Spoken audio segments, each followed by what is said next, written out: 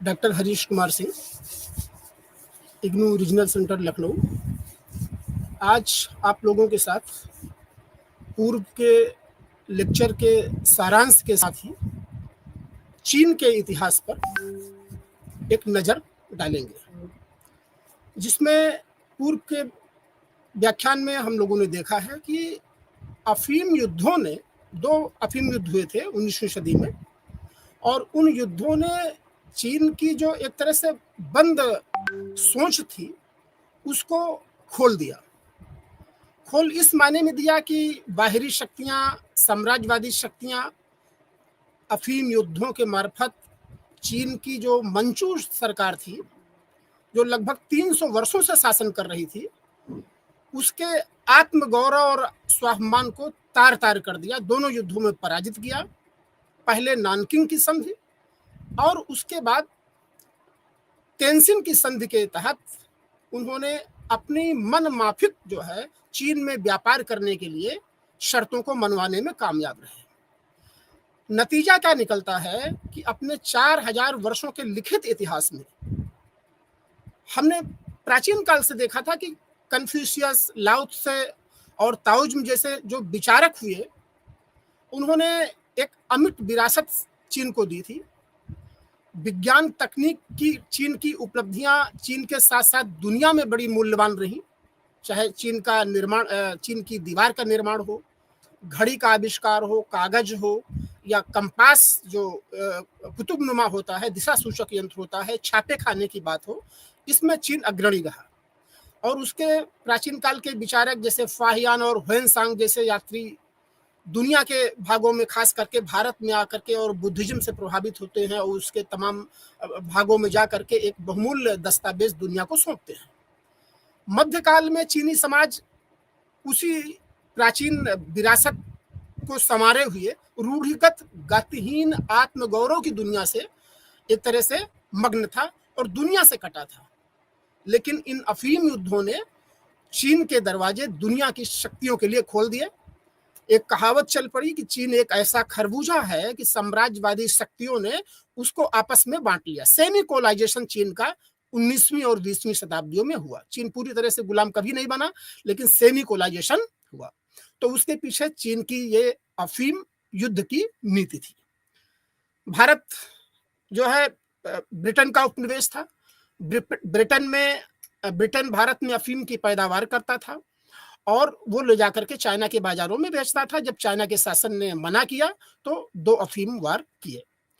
इन अफीम वारों में मंचू शासन की जो कमजोरी थी वो चीन की जनता के सामने उजागर हो गई, और चीन की जनता इन फ्रांस और ब्रिटेन, जापान, रसिया, यूरोपीय कंपनियों के वहां पहुंचने, उनके हस्तक्षेप को मंचू शासन की कमजोरियों के रूप में देख रही थी।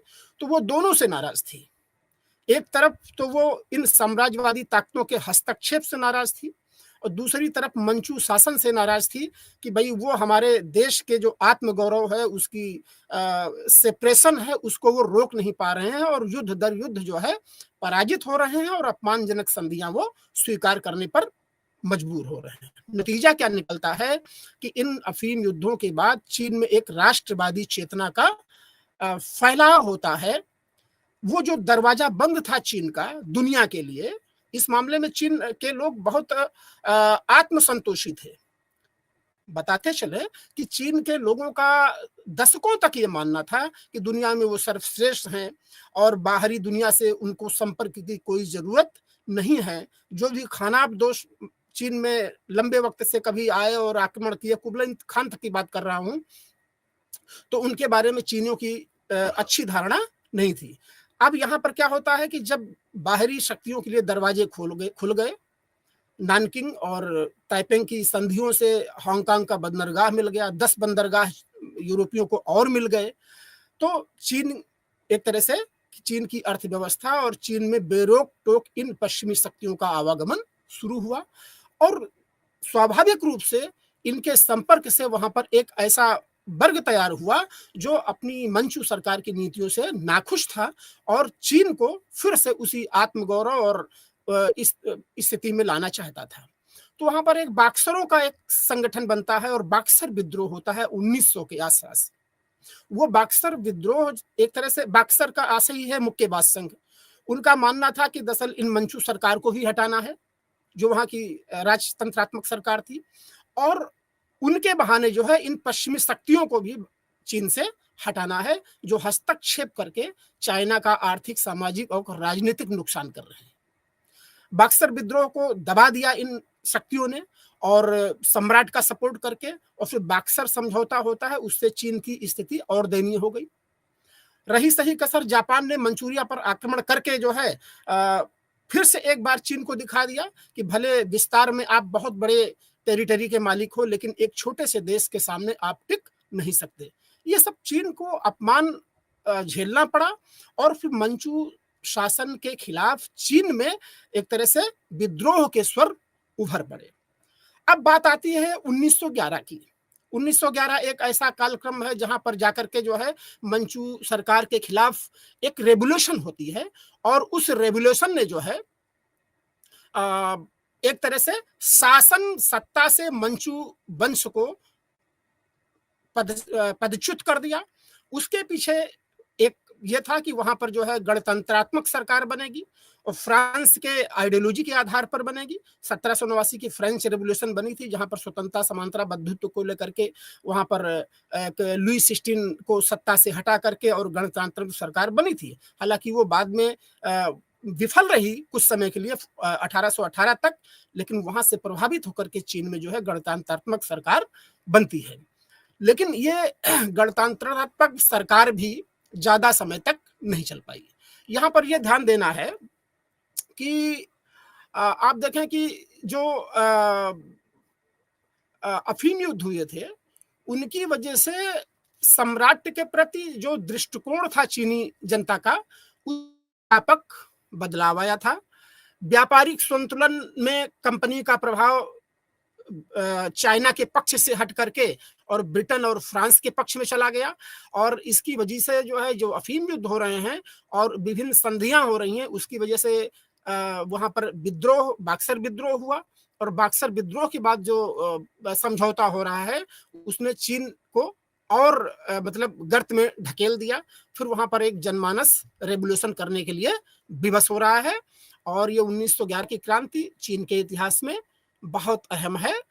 300 वर्षों से, लगभग 300 वर्षों से जो शासन सत्ता चली आ रही थी, उसके खिलाफ वहां पर एक आवाज उठती है, और उसकी जगह पर एक विकल्प के रूप में गणतंत्रात्मक सरकार की का स्वरूप रखने का प्रयास होता है, जो काफी दिनों तक सफल नहीं हो पाता है। हम यहाँ देखेंगे कि वास्तव में ये जो 1911 की क्रांति हो रही है, उसके जो पीछे कारण के हैं वो क्या है। उन कारणों में जैसे हम देखें कि मंचू राजवंश की दुर्बलता, हम अभी शुरू से ही बता रहे हैं कि मंचू जो शासन वहां छिंग राजवंश का चल रहा था, वो समय समय पर अपनी सैन्य ताकत में इजाफा नहीं किया। यद्यपि उसने इन यूरोपीय औपनिवेशिक शक्तियों के मंसूबों को समझने में तो कामयाब रही, लेकिन जब उसने रोकने का प्रयास किया तो उनकी ताकत के सामने वो टिक नहीं पाए, और पराजय दर पराजय उनको सामना करना पड़ा। अब जब पाश्चात्य जगत से संपर्क हुआ और विदेशी शोषण का दौर शुरू हुआ, तो उसने चीनी स्वाभिमान को और जगा करके रख दिया। आर्थिक दुर्दशा हुई। हम पहले बता चुके हैं कि अफीम युद्धों के बाद जब अफीम का व्यापार वहां शुरू हुआ, तो राजा खुद इस बात को महसूस करता है कि चीन की एक जो आर्थिक समृद्धि है वो अफीम के बहाने विदेशों में चली जा रही है। चीन की जो युवा जनता है वो अफीम के नशे में मतलब संलिप्त है, और उसका स्वास्थ्य बिगड़ रहा है। इसी तरह से चीनी मजदूरों की भी समस्या आ खड़ी हुई, और ऐसे में जो है उम्मीद की किरण बने डॉक्टर सन यात सेन। इनका एक अहम योगदान है 1911 की इस क्रांति को जो है संजोने में, और वो चीन के क्रांतिकारियों को संगठित करने में जो है इन्होंने एक संगठन बनाया, तुंग मिंग हुई। इस दल का आदर्श था कि चीन में मंचू शासन को समाप्त करना। अब देखिए कि 1911 की पूर्व संध्या तक जो है चाइना में यह स्थिति आ गई कि विदेशियों के हस्तक्षेप को किनारे रखा। पहले उन्होंने कहा कि सारे विफलता और अपमान की जड़ जो है, ये जो राजशाही वंश है इसमें है, तो इसके खिलाफ जो है एक बड़ा आंदोलन शुरू हो गया। अब ये सन्यात सेन ने एक पत्र भी निकाला, मीन पाओ, और मासिक पत्र था। इसके माध्यम से ये अपनी बातें जो है जनता तक और शासकों तक, राजवंशों तक पहुंचाते थे, जिसमें ये तमाम बातें होती थी कि किन किन सुधारों के तहत जो है चीन के आत्मगौरव को फिर से बहाल किया जा सकता है। तो सन्यात सेन के प्रयासों से 1911 में मतलब एक तरह से एक हाको की घटना है, जहां पर जो है एक रूसी बस्ती में बम फटने से कुछ लोगों की मृत्यु हो जाती है।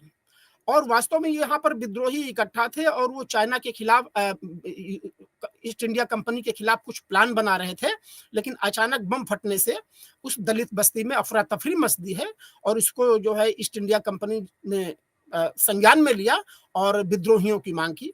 शासक उस पे मतलब कोई एक्शन नहीं ले पाया, और फिर हाथों की घटना से जो है चीन में एक तरह से उबाल मच जाता है। मंचू सत्ता का अंत कर चीन में गणराज्य की स्थापना इन सन्यात सेन के नेतृत्व में किया गया। लेकिन अब यहाँ पर देखिए कि सन्यात सेन अगुवाई जरूर कर रहे थे, लेकिन यहाँ भी चीन के शासन सत्ता के विरोध में विभिन्न विरोधी जो दल थे, उसमें युआन शी काई प्रमुख व्यक्ति थे। तो सन्यात सेन ने सहयोग करके चीनी गणराज्य का राष्ट्रपति जो पहला था, उसमें युआन शी काई को बना दिया, और राज सत्ता का अंत 1911 में हो गया। अब ये चीन की जो पहली क्रांति थी, इसका स्वरूप तो सांस्कृतिक था। इसकी शुरुआत सन्यात सेन ने किया, और इन्हीं के सहयोग से राष्ट्रवादी चीनी पार्टी की स्थापना हुई, जिसे कुओमितांग का नाम दिया गया। ये ध्यान रखना है कि बाद के वर्षों में अभी हम देखेंगे तो कुओमितांग जिस एक तरह से संगठन की स्थापना सन्यात सेन कर रहे हैं, उसका लास्ट तक जाते जाते जब माओ त्से तुंग ने 1949 में जो है एक तरह से क्रांति की, तो वहां तक जाते जाते दोनों के बीच में संघर्ष होता है, जिसको भी बाद के विवरण में हम लोग देखेंगे। 1911 में जिस मंचू राजवंश का अंत करके गणतंत्र की स्थापना की गई, वो उसके अस्थायी राष्ट्रपति युआन शी काई थे।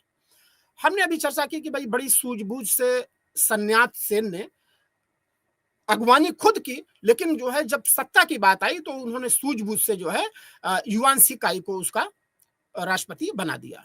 लेकिन मजेदार बात है कि राष्ट्रपति बनते ही युआन शी काई ने उसी संगठन और उसी व्यक्ति को किनारे लगाने की सोचने लगे, जैसे संगठन था कुओमितांग और व्यक्ति थे सन्यात सेन। तमाम जो इस संघ और संगठन के लोग थे, उनको उन्होंने अनुशासनात्मक कार्यवाही की, और डॉक्टर सन्यात सेन को भी जो है चाइना छोड़ना पड़ा, और जापान और अमेरिका में जाकर के उन्होंने शरण ली। लेकिन 1916 में जब एक तरह से युआन शी काई की स्वाभाविक मृत्यु होती है, तो जो एकता के प्रयास हुए थे 1911 की मंचू क्रांति के बाद, वो बिखर गए, और छोटे छोटे कुनबों ने फिर से अपने को चीन में स्वतंत्र घोषित कर दिया गया। अब देखिए कि 1911 से और 1915 के बीच में क्या हो रहा है कि जिस चीनी एकता का और चीनी गणतंत्र की स्थापना का प्रयास सन्यात सेन ने किया था, उन्हीं के सहयोगी राष्ट्रपति ने मतलब उस विचारधारा को किनारे करके और अपने एक संप्रभु शासन स्थापित करने का प्रयास किया। 1917 में जो एक दल बनाया था सन्यात सेन ने, वो फिर से वापस आते हैं, और कुओमितांग दल ने जो है इसी अराजकता के माहौल में फिर से गणतांत्रिक सरकार की स्थापना का प्रयास किया। और ये वही वक्त है 1917 का जब दुनिया में विश्व युद्ध चल रहा है, फर्स्ट वर्ल्ड 1914 से लेकर के 1918 के दरमियान विश्व युद्ध चल रहा है, और ये विश्व युद्ध वर्साई की संधि के बाद जो है समापन होता है। 1917 वही कालक्रम है जब रूस में बोल्शेविक क्रांति लेनिन के नेतृत्व में बन रही है, और जारशाही का अंत करके लेनिन ने जो है एक तरह से जो डायनेस्टी प्राचीन काल से रूस में चल रही थी, उसका अंत करके वहां पर सर्वहारा की सरकार बनाई।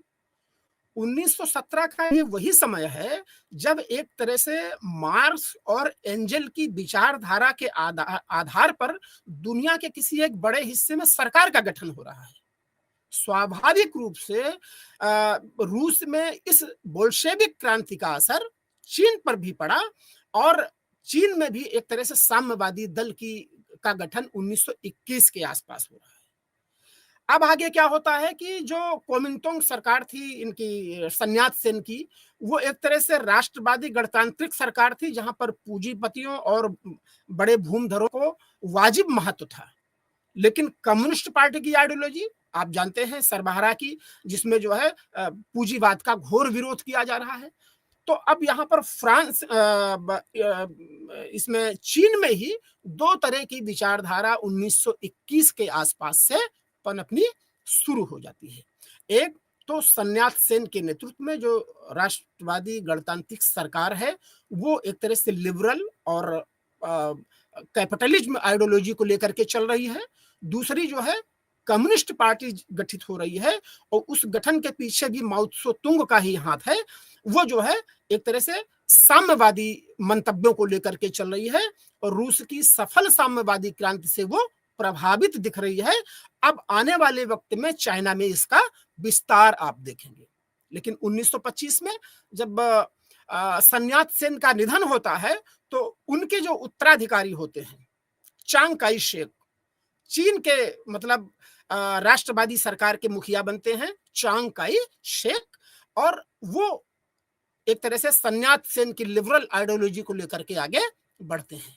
लेकिन आप देखोगे कि 1925 के बाद से चांग काई शेक को चीन में ही आंतरिक गृह युद्ध का सामना पड़ता है। यहां पर आपको इस बात को ध्यान में रखना है कि फर्स्ट वर्ल्ड वॉर के बाद दुनिया जो है विचारधारा के स्तर पर दो विचारधाराओं में बढ़ चुकी होती है, एक कैपिटलिज्म और दूसरी कम्युनिज्म। पूंजीवादी देशों का संरक्षण और संवर्धन एक तरह से ब्रिटेन अगुवाई कर रहा था, अमेरिका और अन्य देश उसके साथ थे। तो कम्युनिज्म की अगुवाई जो है रसिया करने लगा, क्योंकि कम्युनिज्म की आइडियोलॉजी पर रसिया में 1917 की बोल्शेविक क्रांति हो गई थी। जार वंश की सत्ता को पलट करके वहां पर एक तरह से लेनिन के नेतृत्व में साम्यवादी सरकार का गठन हो गया और बीच युद्ध में विश्व युद्ध से रशिया ने अपने को अलग कर लिया, जिसका खामियाजा भी उसको भुगतना पड़ा। और रसिया ने फिर लेनिन के बाद जो है स्टालिन के नेतृत्व में जो है अपने साम्यवाद का विकास वो सेकंड वर्ल्ड वॉर तक लेकर के जाता है, जिसका दुनिया के देशों पर प्रभाव पड़ता है। तो रसिया में स्थापित साम्यवाद का प्रभाव चीन में भी पड़ता है और चीन में जो चांग काई शेक की राष्ट्रवादी सरकार थी उसके अगेंस्ट माओ त्से तुंग की जो कम्युनिस्ट पार्टी थी वो एक तरह से गृह युद्ध जैसी स्थिति 1925 के बाद से एक वर्चस्व की लड़ाई चाइना में चलती है। अब मजे की बात यह है कि चांग काई शेक लंबे वक्त तक ये समझने में असफल रहे कि वो चाइना के पुनर्निर्माण में चाइना की कम्युनिस्ट पार्टी को अपना शत्रु माने या फिर चाइना में जो सेमिकोलाइजेशन विदेशी शक्तियों ने किया है, फ्रांस हो, ब्रिटेन हो या जापान लगातार चाइना पर आक्रमण कर रहा था, उसको माने। तो यहाँ पर जो चांग काई शेक हैं उनकी समझ में ये बात आती है कि वास्तव में इन विदेशी शक्तियों से निपटने के पहले इस कम्युनिस्ट पार्टी को किसी तरह से रोका जाए, नहीं तो दरअसल यहाँ पर पूंजीपतियों के और समृद्ध लोगों के, जमींदारों के अधिकारों को सुरक्षित रखना मुश्किल हो जाएगा। तो कहने का मतलब चाइना के अंदर ही दो विचारधाराओं की टकराहट 1925 से ही पूरी तरह से दिखती है। अब यहां पर देखते हैं कि जो चीन में साम्यवादी क्रांति बन रही है, ये 1921 में इस दल की स्थापना हो रही है और 1949 में चीन पर इस दल का पूरी तरह से अधिकार हो जा रहा है और यह घटना चीन में चीनी साम्यवादी क्रांति के नाम से जानी जाती है। अब यहां देखना यह है कि दरअसल जब चीनी साम्यवादी क्रांति जो सफल हो रही है तो उसके पीछे कारण क्या है, वो कौन सी परिस्थितियां हैं कि चीन में साम्यवादी क्रांति का विकास हो रहा है और मंचू शासन के अंत के बाद जो राष्ट्रवादी सरकार बन रही है डॉक्टर सन्यात सेन और चांग काई शेक के नेतृत्व में, उसके विकल्प के रूप में किस तरह से चीन में साम्यवाद का विस्तार हो रहा है। हमने चर्चा करी कि वास्तव में चीन में साम्यवाद के विस्तार के पीछे 1917 में रूस की सफल बोल्शेविक क्रांति थी। साम्यवाद मार्क्सवाद और लेनिन के सिद्धांत पर आधारित है। कम्युनिस्ट मैनिफेस्टो में मार्क्स पूरी तरह से लिखता है कि संपत्ति राज्य के अधीन होगी और व्यक्ति की योग्यता के आधार पर उसको राज्य उसको वितरित करेगा। अथाह धन संपत्ति किसी को अर्जित और संकलित करने का कोई अधिकार नहीं होगा। ऐसा साम्यवादी शासन साम्यवादी विचार मार्क्स का था, जिसके आधार पर रसिया में शासन स्थापित होता है और उसका प्रभाव यहाँ पर चीन में दिखता है। सन यात सेन शुरू में राष्ट्रवादी थे, शुरू क्या अंत तक थे, और जब चांग काई शेक को जो है वो मितांग दल का प्रधान बना दिया, उनके अपने ना रहने के बाद जब वो बने, तो उन्होंने बड़ी बुद्धिमत्ता से व्यवसायियों और जमींदारों के हितों को सुरक्षित रखने का प्रयास किया और साम्यवादी दल को एक तरह से नियमित करने का प्रयास किया। चांग काई शेक ने नियमित का मतलब उनको नियंत्रण में रखने का प्रयास किया। बल्कि आप देखोगे कि 25 से लेकर के और 1934 और 1950-49 के पहले तक साम्यवादी लोगों के खिलाफ बड़े कठोर कदम उठा करके कई लोगों को प्राणदंड तक भी चांग काई शेक ने दिया। और चांग काई शेक ने कम्युनिस्टों को पार्टी से निकाला जो उस राष्ट्रवादी पार्टी में थे। शुद्धिकरण आंदोलन चलाया जिसमें हजारों कम्युनिस्टों और ट्रेड यूनियन तथा किसान नेता मारे गए। इस तरह से हम देखते हैं कि चांग काई शेक ने नानकिंग में अपनी सत्ता को मजबूती से स्थापित तो किया, लेकिन 1943 में एक वक्त आता है कि माओ त्से तुंग चीनी कम्युनिस्ट पार्टी की केंद्रीय समिति के अध्यक्ष चुन लिए गए। जब हम 1943 की बात कर रहे हैं तो आप देखिए कि सेकंड वर्ल्ड वॉर का यह दौर चल रहा है। 1 सितंबर 1939 से लेकर के और लगभग 9 अगस्त 1945 तक द्वितीय विश्व युद्ध का दौर रहता है। यह द्वितीय विश्व युद्ध axis of evil Austria, Germany, Italy और जापान के खिलाफ लड़ा जा रहा था, जिसमें ब्रिटेन जो है इस युद्ध को लड़ रहा था। लेकिन जब पर्ल हार्बर की घटना 1941 में होती है तो अमेरिका भी इस युद्ध में पूरी तरह से शामिल हो जाता है। और शुरुआत में रशिया भी जो है, रशिया के साथ जब हिटलर अनाक्रामक समझौता करता है तो रशिया इस युद्ध से अलग रहता है, लेकिन जैसे ही रशिया के खिलाफ हिटलर अभियान करता है तो रशिया भी मित्र शक्तियों के साथ युद्ध में शामिल हो जाता है। अब यहां विडंबना यह है कि चीन के संदर्भ में देखें तो चीन में एक तरह से जो दुनिया में विश्व युद्ध लड़ा जा रहा है, खास करके पूंजीवादी देशों के रहनुमा ब्रिटेन, अमेरिका जो ये युद्ध लड़ रहे हैं, वो एक तरह से साम्राज्यवादी तानाशाही शक्तियों के खिलाफ हिटलर, मुसोलिनी और जापान के इस सर्वसत्तात्मक राज्य के खिलाफ वो एक तरह से लड़ाई लड़ रहे हैं। लेकिन चाइना में दूसरी स्थिति है। चाइना का जो शासक है चांग काई शेक, वो एक तरह से राष्ट्रवादी शासक था, लेकिन उसको बाहर के साथ साथ अंदर से भी गृह युद्ध और संघर्ष का सामना करना पड़ रहा है।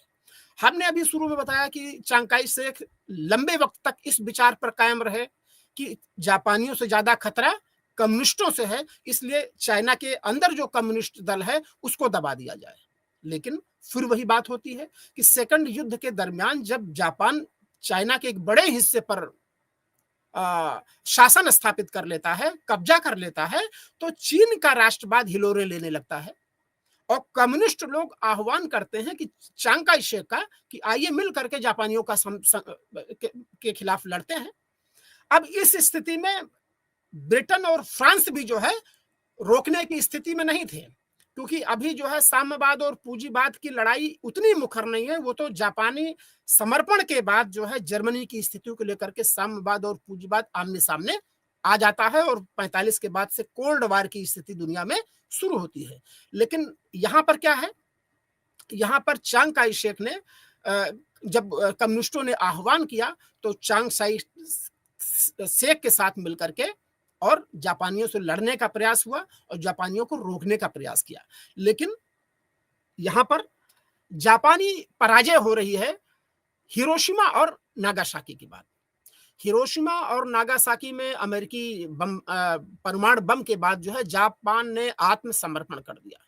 लेकिन चूंकि जापानियों के खिलाफ चीन की कम्युनिस्ट पार्टी और राष्ट्रवादी पार्टी का प्रधान चांग काई शेक दोनों मिलकर के लड़े थे, तो इस स्थिति तक आते आते मतलब चीन में कम्युनिस्ट पार्टी की स्थिति मजबूत हो गई और लोगों के सामने भी, आम चीनी जनमानस में भी ये बात उभर करके आई कि वास्तव में कम्युनिस्ट पार्टी ही चीन के आत्म स्वाभिमान, प्राचीन गौरव और आत्मसम्मान की रक्षा कर सकती है।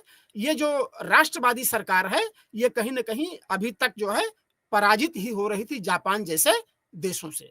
तो एक तरह से जो अभी एक चांग काई शेक की नीतियों के वजह से कम्युनिस्ट हाशिए पर रह रहे थे, उनकी चीन के कुछ तबकों में स्वीकार्यता बढ़ती है इस द्वितीय विश्व युद्ध के दरमियान। अच्छा, द्वितीय विश्व युद्ध के लगभग पूरे दौर में आप देखें कि विचारधारा के स्तर पर साम्यवाद और पूंजीवाद का नेतृत्व ब्रिटेन और अमेरिका कर रहा है, साम्यवाद का नेतृत्व रसिया कर रहा है। ये दोनों कहीं ना कहीं एक साथ मिल करके और तानाशाही शासकों के खिलाफ लड़ रहे हैं।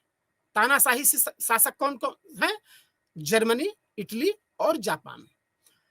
अब ये तानाशाही शासकों का जो प्रकार है, सर्वसत्तात्मक राज्य की अवधारणा को रिप्रेजेंट कर रहे हैं, या एक व्यक्ति होगा, एक झंडा होगा, एक राष्ट्र होगा, व्यक्ति के मौलिक अधिकारों का कोई मतलब नहीं होगा।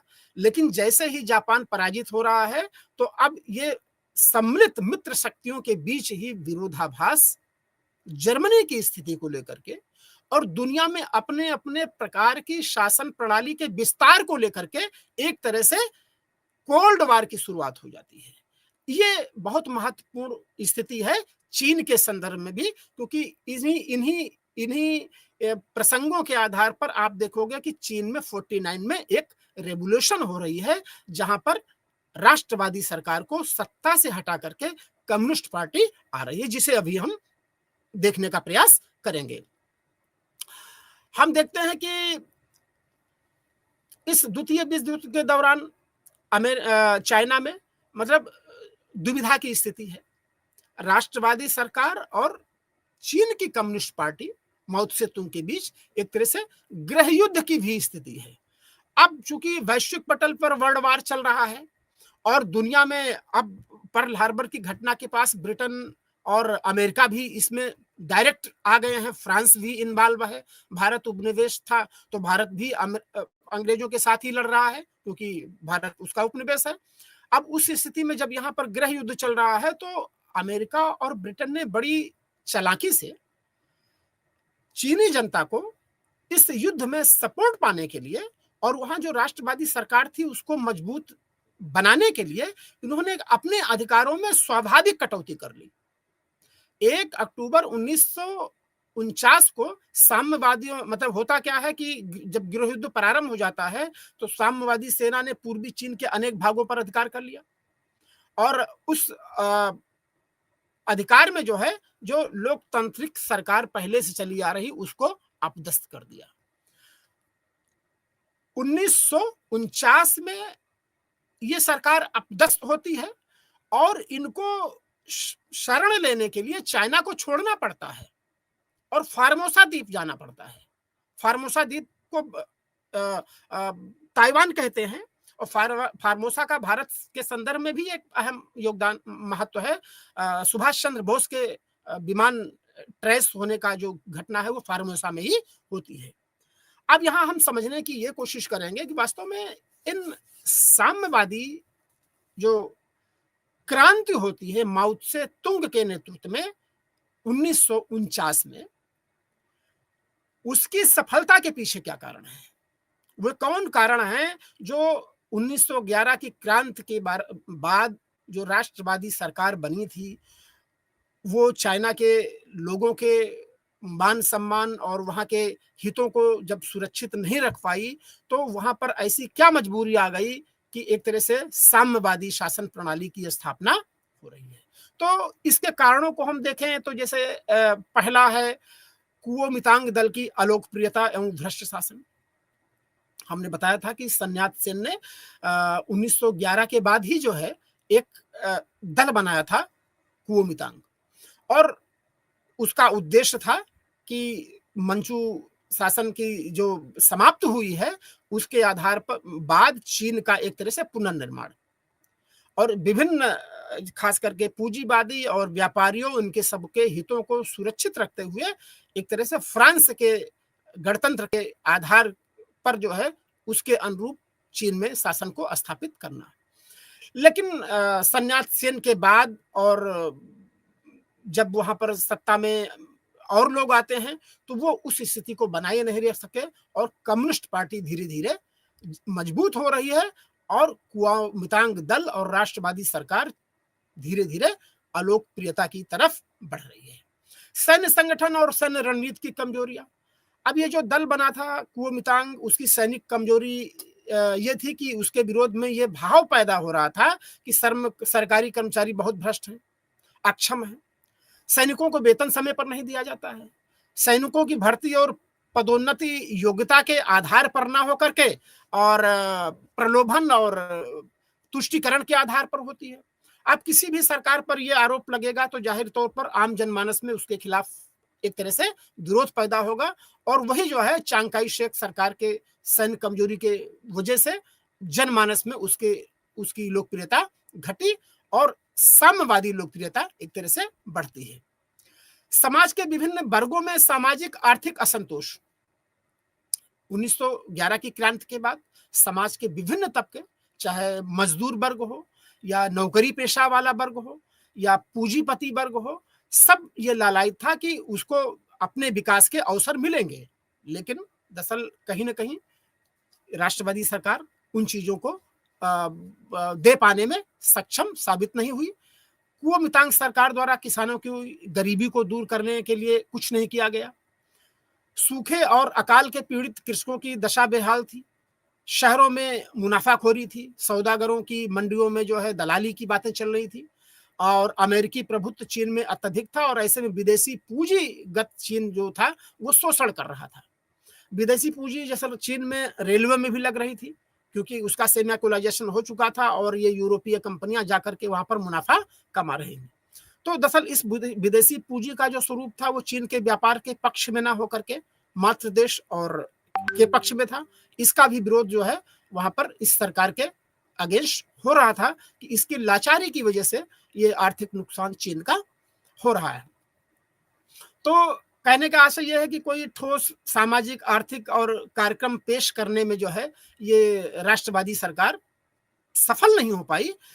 इसी तरह से राष्ट्रवादी सरकार का साम्राज्यवादी शक्तियों के साथ संबंध। अब यहां पर बड़ी पेचीदा स्थिति है कि साम्राज्यवादी शक्तियां कौन है? ब्रिटेन, अमेरिका, फ्रांस, जिनका औपनिवेशिक साम्राज्य दुनिया के तमाम भागों में फैला हुआ है और प्रथम विश्व युद्ध हुआ था, उस साम्राज्य को बचाने के लिए आत्मन्याय का नारा इन्होंने दिया था, लेकिन आत्मन्याय के आधार पर जीतने के बाद ही वर्साय की संधि में इन्होंने मेंडमस व्यवस्था लागू कर दी और आत्मन्याय के अपने आश्वासन को पूरा नहीं किया। दूसरा विश्व युद्ध होता है, वो भी इनकी विस्तारवादी नीति की वजह से ही है। अब इसमें जो है जर्मनी और इटली एक समृद्ध देश दो आ गए हैं, उनकी मंशा भी इस साम्राज्य में बंटवारे को लेकर के है। अब वो बंटवारा इन्हीं साम्राज्यवादी शक्तियों यानी ब्रिटेन और अमेरिका की जमीन से हो सकता है, इनके हितों से हो सकता है, तो उनके खिलाफ ये दूसरा विश्व युद्ध लड़ रहे हैं। भारत को भी जबरन 1 सितंबर 1939 में जब सेकंड वर्ल्ड वॉर में ये ब्रिटेन शामिल कर लेता है तो आप देखो यहाँ की चुनी हुई सरकारें इस्तीफा दे देती हैं और वो कहते हैं कि भारत के भाग्य का फैसला जो है आप नहीं करोगे, जबरन भारत को युद्ध में आप ठेल नहीं सकते। उसके पहले भारत का सहयोग लेकर के आपने जो आश्वासन दिया था उसको पूरा नहीं किया, तो अब सेकंड वर्ल्ड वॉर में हम भारतीय लोग आपके सहयोग में, आपके साम्राज्य की रक्षा में अपनी कुर्बानी नहीं देंगे। यहां चीन में क्या हो रहा है कि चीन की जो राष्ट्रवादी सरकार है वो ब्रिटेन और अमेरिका जैसे साम्राज्यवादी शक्तियों के हाथों की कठपुतली हो जा रही है और इस बात को उभार करके कम्युनिस्ट पार्टी चीन के लोगों तक जा रहा है। आप देखो कि हम पहले बता चुके हैं कि चांग काई शेक 1934 के बाद से 43 तक इस असमंजस में था कि हम पहले साम्राज्यवादी मतलब जापान को पराजित करें या फिर हम कम्युनिस्ट को दबा लें। तो शुरू में इनको लगा कि नहीं, कम्युनिस्ट पार्टी को दबाइए, साम्राज्यवाद उतना बड़ा खतरा नहीं है। लेकिन अमेरिका ब्रिटेन के कहने के बाद जब इन्होंने अपनी ताकत साम्राज्यवाद को दबाने में लगाई, तो कम्युनिस्ट पार्टियों ने जो है चीन की जनता में इस बात को गहरे पहुंचाया अपने विभिन्न माध्यमों से कि चीन में जो है साम्राज्यवादी हाथों की ये कठपुतली हो चुके हैं और इससे जो है चीन के विभिन्न तबकों का कोई लाभ होने वाला नहीं है। तो चीन की राष्ट्रवादी जो कुओमितांग सरकार का अमेरिका जैसे साम्राज्यवादी संगठनों के साथ जो कोलेशन था, वो अब तरह से उजागर हो रहा था, उसके डिमेरिट उजागर हो रहे थे। और 1848 तक जो समृद्धि थी वो 1948 तक जाते जाते एक तरह से वो कमतर साबित हो रही थी और औद्योगिक इकाइयां बंद हो रही थी, तमाम मजदूर बेकार हो रहे थे, किसान मजदूर लोगों को सरकार की नीति से असंतुष्ट होकर के गृह युद्ध में चीनी साम्यवादियों का साथ दिया और एक तरह से वहां पर क्रांति होती है। दूसरे चीनी साम्यवादियों की रणनीति भी अलग किस्म थी। साम्यवादियों ने बड़े सुविचारित ढंग से आर्थिक सामाजिक नीति को लागू किया, जैसे कम्युनिस्ट शासित क्षेत्रों में भूमि संबंधी बंदोबस्त किसानों को आकर्षित करती थी। उन्होंने जमींदारों से धन लेकर के भूमि किसानों में बांट दिया, भू राजस्व को कम किया, यह निश्चित करने का प्रयास किया कि सबसे गरीब मजदूर को भी एक छोटा भूखंड, मतलब भूमि का एक यथोचित वितरण, ये चीन की कम्युनिस्ट पार्टी की आइडियोलॉजी में था और वो जो है वहां पर यह सब करने में सफल भी हो गई। और इस नीति के कारण साम्यवादियों को छोटे छोटे किसानों के साथ साथ छोटे भूमिपतियों का भी समर्थन मिला। कम्युनिस्ट शासित क्षेत्रों में किसानों के सर्वांगीण उन्नति के प्रयास हो रहे थे, खेती के नए तरीके हो रहे थे, लिखना पढ़ना, और इन सब कारणों से साम्यवाद की लोकप्रियता जो है चीन में बढ़ती चली गई। अच्छा, इनके जो कार्यकर्ता थे, नेता, प्रशासक, ये ईमानदार होते थे, कर्मठ और निष्पक्ष होते थे।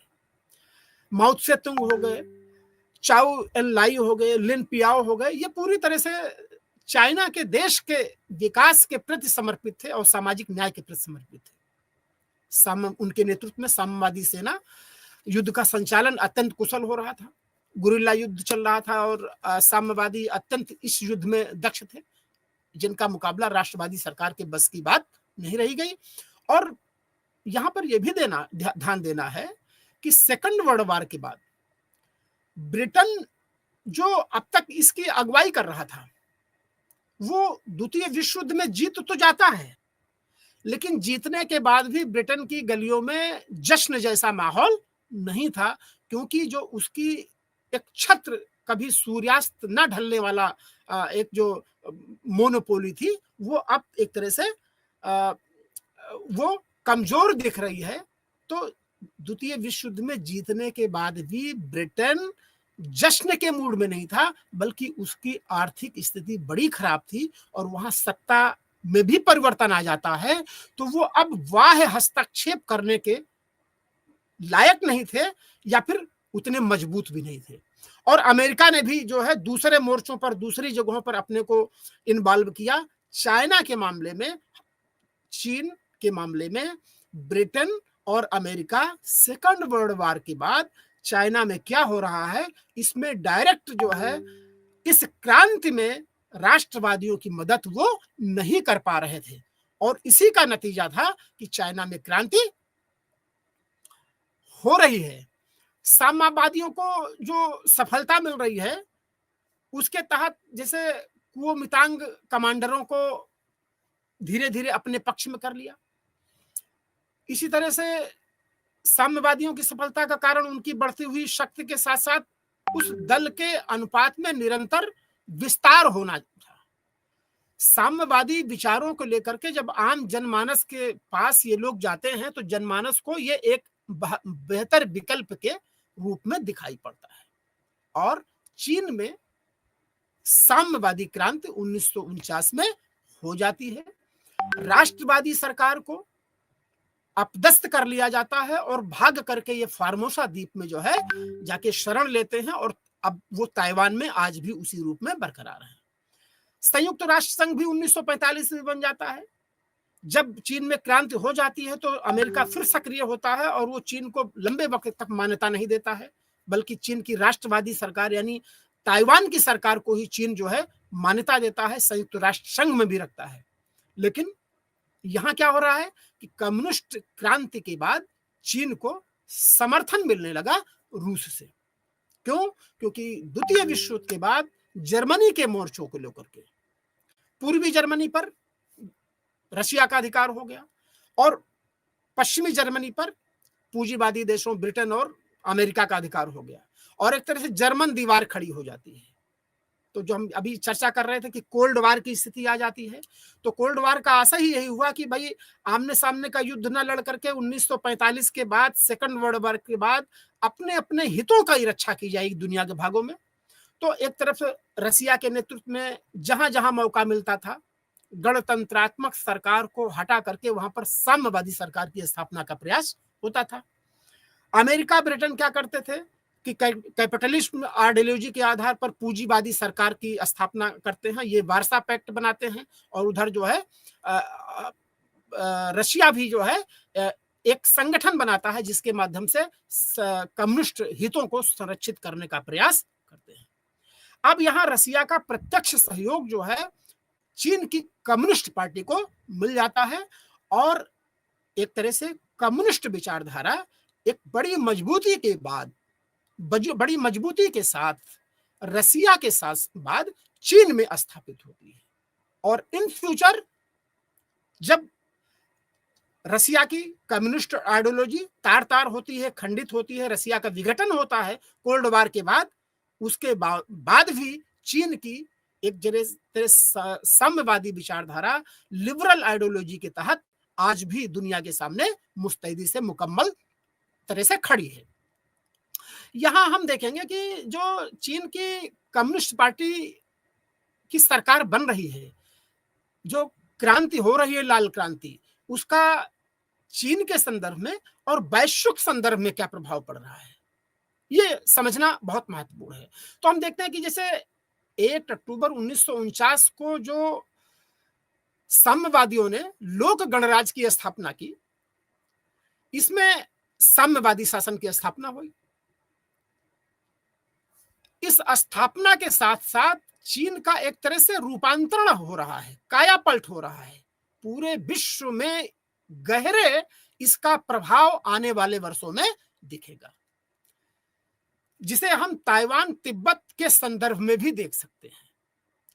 चीन की जो साम्यवादी क्रांति थी वो चूंकि एशिया के एक विशाल क्षेत्र पर आधिपत्य में आ गई और मजबूती से आधिपत्य में आ गई, तो पश्चिमी शक्तियों और साम्यवादी शक्तियों के बीच में एक नया शक्ति संतुलन जो है इस क्रांति से एशिया में स्थापित हो रहा है।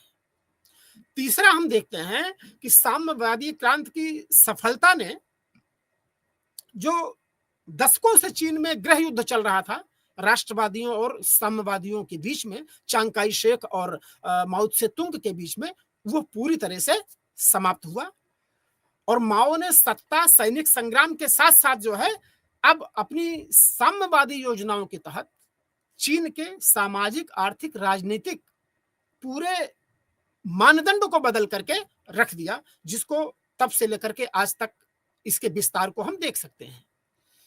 साम्यवादी क्रांति के पश्चात जो चांग काई शेक की राष्ट्रवादी सरकार है, अब उसको चाइना छोड़ना पड़ा और जाकर के वो फार्मोसा में एक ताइवान में एक गणतांत्रिक सरकार के रूप में स्थापित होती है बाद के कोल्ड वार के वर्षों में।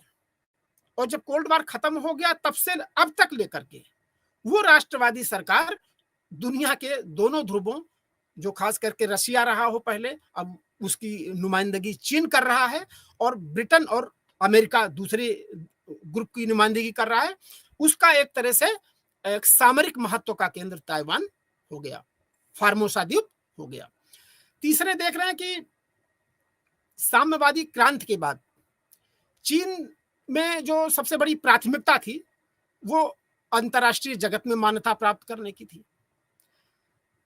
जब सेकंड वर्ल्ड वॉर के बाद संयुक्त राष्ट्र संघ की स्थापना हो रही है, तो आप देखिए कि अमेरिका मजबूत साम्यवादी सरकार को मान्यता नहीं दे रही है।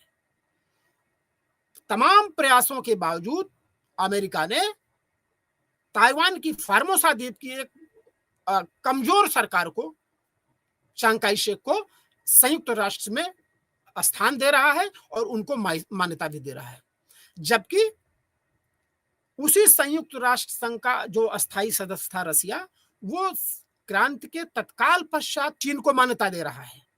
तो यहाँ पर जो है एक तरह से कोल्ड वार की स्थिति, अपने हितों को, अपने कुनबे को विस्तार देने के लिए एक तरह से सख्त संतुलन की बात देखी जा सकती है। चीन में माओवादी राष्ट्रीय मुक्त संघर्ष में उपनिवेशवाद विरोधी और साम्यवाद विरोधी उन्मूलन के लिए सक्रिय लोगों के सामने एक नया आकर्षक विकल्प रखा। यह बहुत महत्वपूर्ण था कि तीसरी दुनिया के साथ 20वीं सदी के उत्तरार्ध में माओवाद को एक विकल्प के रूप में देखा जाने लगा। तीसरी बात, एक अन्य महत्वपूर्ण बात है कि माओवादी चीन ने दुनिया भर में प्रवासी चीनियों का आह्वान किया कि आप आइए और चीन का नवनिर्माण करिए, दुनिया में एक ताकत के रूप में, ज्ञान विज्ञान के रूप में, टेक्नोलॉजी के रूप में, इंडस्ट्रियल हब के रूप में, इंफ्रास्ट्रक्चर के रूप में चाइना के डेवलपमेंट पे आप अपना योगदान दीजिए। और चाइना काफी मायने में इन सब चीजों में जाकर के वो सफल हो जाता है। तो हम देखते हैं कि वास्तव में जो चीन का इतिहास है वो बहुत उत्सुकता भरा है।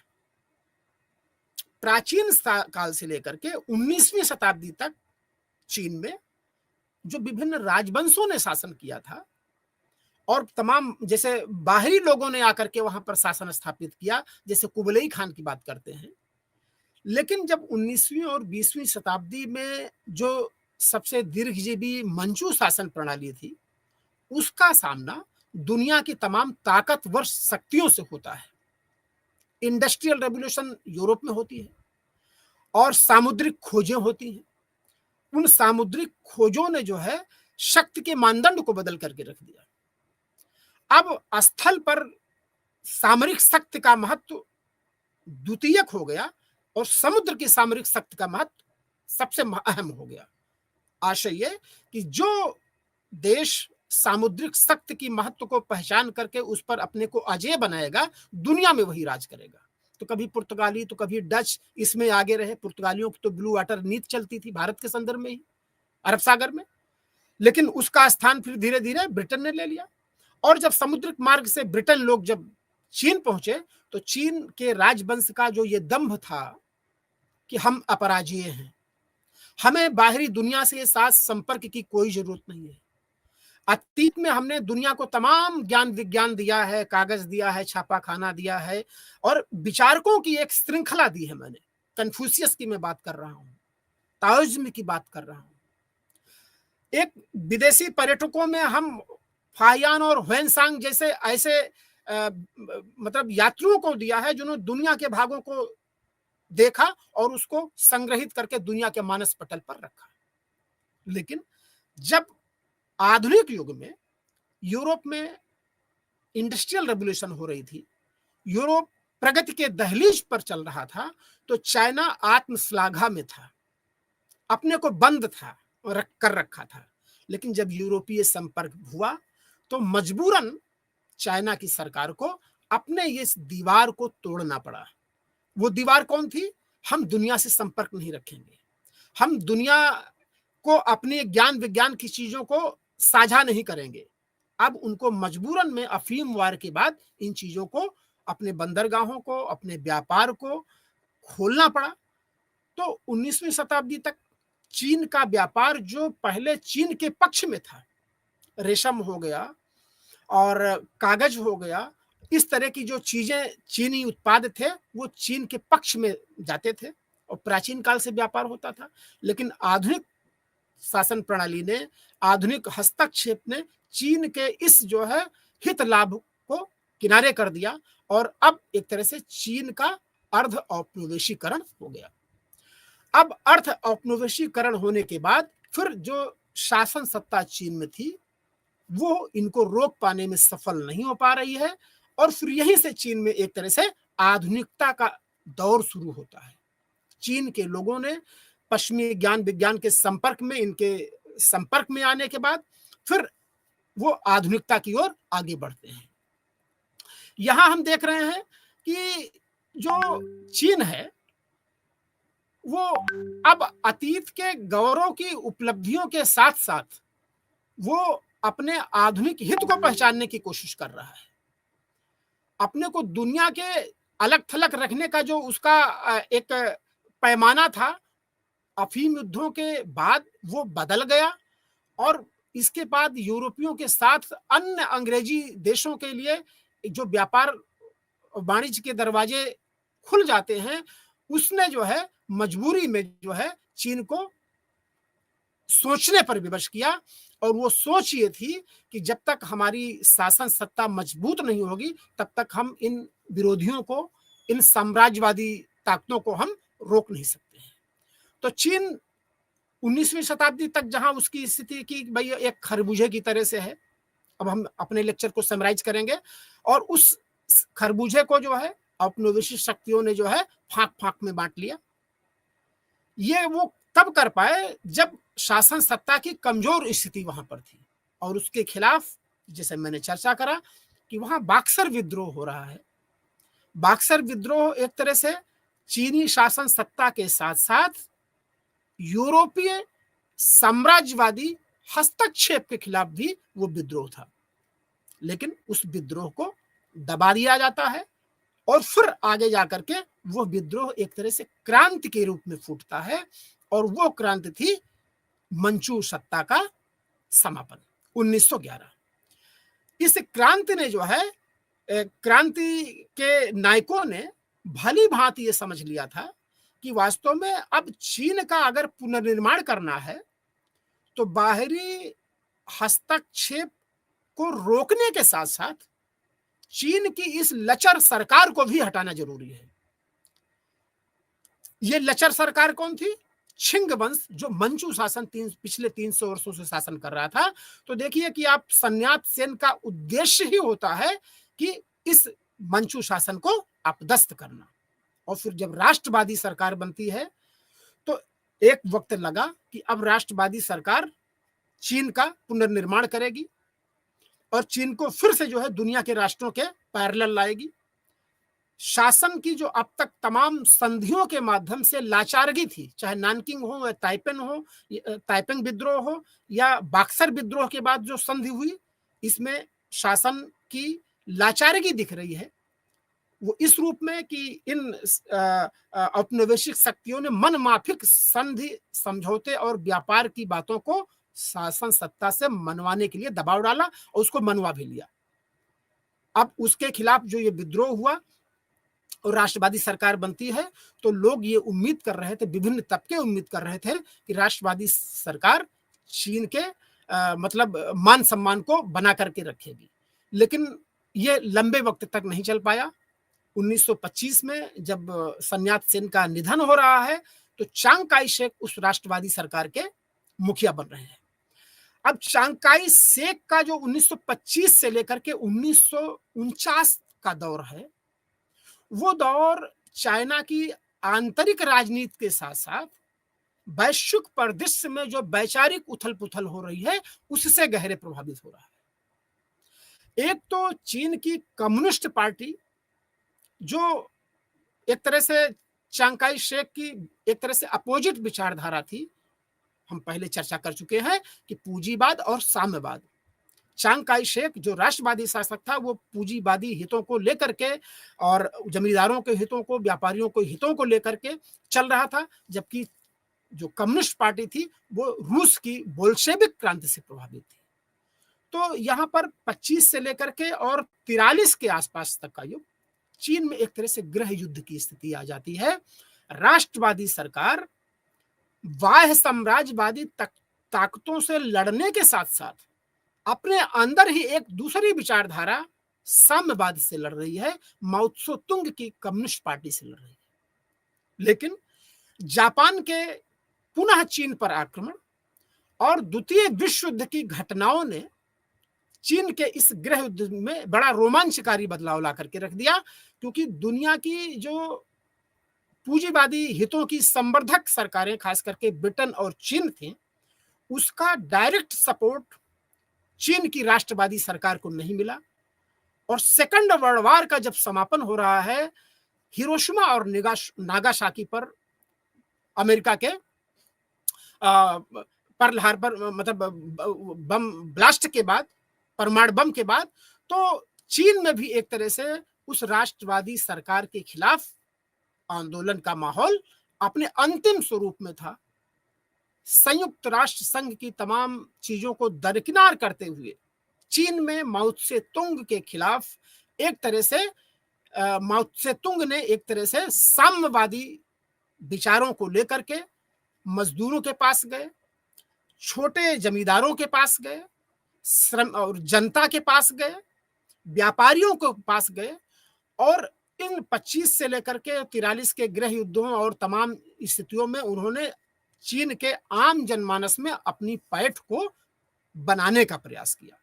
और जापान के अगेंस्ट जो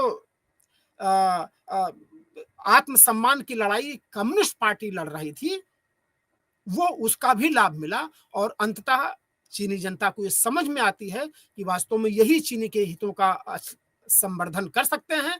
तो चीन की सफल क्रांति हो जाती है और राष्ट्रवादी सरकार के मुखिया अपने मंत्रिमंडल और महकमे के साथ पलायन करके जाकर के फार्मोसा में, ताइवान में एक तरह से शरण लेते हैं, और चीन की क्रांति ये सफल हो जाती है।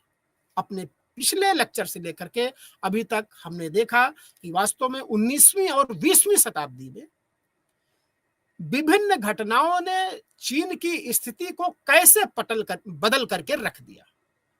राजशाही की जगह पर वहां पर एक तरह से नई शासन सत्ता प्रणाली की स्थापना होती है, और 1949 की जो कम्युनिस्ट क्रांति है माओ त्से तुंग की, उसके बाद चीन जो है दुनिया के अग्रणी देशों में स्थापित होता है।